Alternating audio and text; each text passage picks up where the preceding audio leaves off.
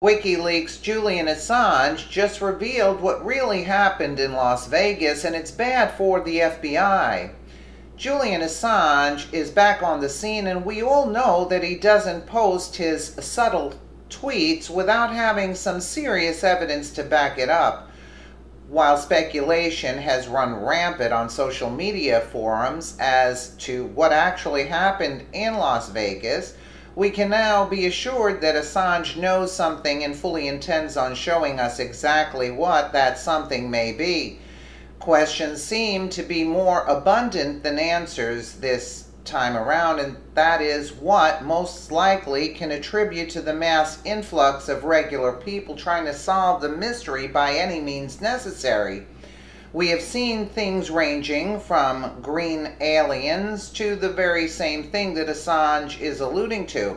The FBI was responsible, which is not very far-fetched on the grander scale of things already proven in the past about CIA and FBI involvement with events like this.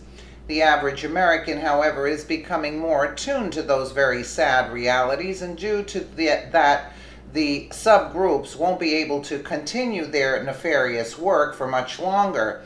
When Assange publishes whatever information it is that he surely has, we will know much more than we ever would otherwise, according to AFF in a pair of tweets that will leave you scratching your head and blinking at the screen. Julian Assange, the founder of Wikileaks, let loose what he really thought about the FBI in the wake of the deadliest mass shooting in American history. His words came as a reply message to another Twitter user that posted about FBI methodologies. The content is alarming, and that's partly what is so fascinating about the statement's placement as a reply, which was assumedly meant to go largely unnoticed. Assange, who hasn't said anything else about the shooting orchestrated by Stephen Paddock, hasn't tweeted on the topic since and has returned to his regular rant about the Catalonia independence movement. Still, these few words will leave you wondering just how much we have left to learn. Here's what Assange had to say. Almost all terror plots are created by the FBI as part of its business model. What is the business model of the FBI? Extracting tax. What does it need to do that? A stable threat, probably. Real terrorists are sporadic and make FBI look weak. Solution: make them. Wow, the implications here are rather damning, particularly in the aftermath of the Mandalay Bay massacre. Truth be told, the FBI does in fact have a long history of giving mentally deranged individuals weapons and then arresting them for plotting attacks. This is well documented, and there is often some news segment discussing the latest sting conducted by federal agents resulting in the arrest of a radical or potential domestic terrorist. In a number of cases, the FBI have facilitated and the procurement of explosives even.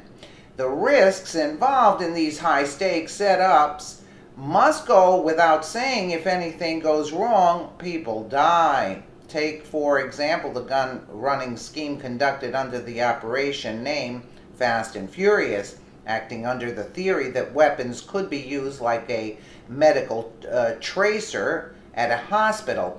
Guns were injected into the cartel system by federal agents that sold them to the gangs in the hopes that they could trace them back to the organization. The results were abysmal and people died. Some of them were border agents. Assange had more to say. The FBI is giving guns to the mentally ill to attack people, then leaping in to save the day, cameras rolling. What a bunch of jerks.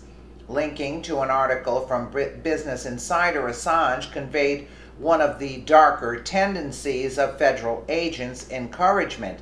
In many cases, agents will seek out people who have somehow demonstrated radical views and then coax them into plotting an act of terrorism, often providing weapons and money.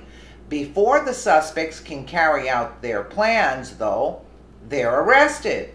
And last March, the Intercept profiled 25-year-old Sammy Osmakak, who was broke and struggling with mental illness when he became the target of an FBI sting operation. The FBI provided all of the weapons seen in Osmakak's martyrdom video, the Intercept reported. The Bureau also gave Osmakak the car bomb he allegedly planned to detonate and even money for a taxi so he could get to where the FBI needed him to go. Paddock independent or encouraged? Now, this leaves every sane individual with a number of questions left unanswered. First, if the sheriff believes it was impossible for Paddock to have acted alone, who helped him?